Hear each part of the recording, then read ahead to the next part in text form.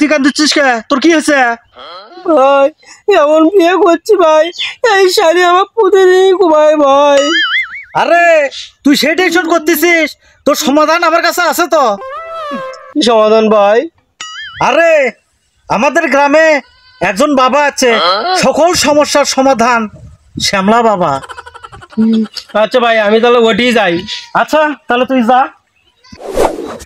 শ্যামলা বাবার ভক্তরা অনেকক্ষণ হয়ে যাচ্ছে, শ্যামলা বাবার কোনো জিগির হচ্ছে না, তো আমরা একটা জিগির ধরি। হ্যাঁ, আরে খালি হাতে ফেরে না কেউ শ্যামলা বাবার দরবারে, আরে খালি হাতে ফেরে না কেউ শ্যামলা বাবার দরবারে।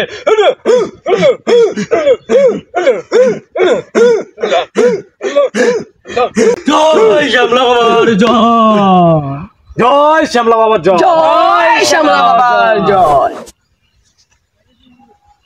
কে রে তুই বৎস? তোর কি এমন সমস্যা যে তুই আমার 450 বছরের ধ্যান নষ্ট করে দিলি?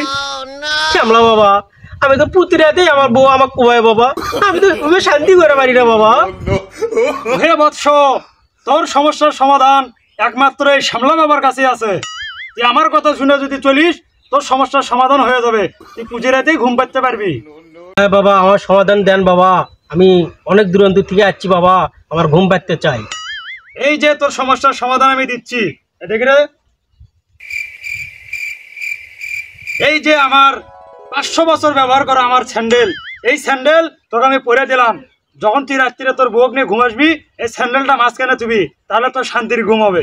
জয় শ্যামলা বাবার জয়, জয় শ্যামলা বাবার জয়, জয় শ্যামলা বাবার জয়।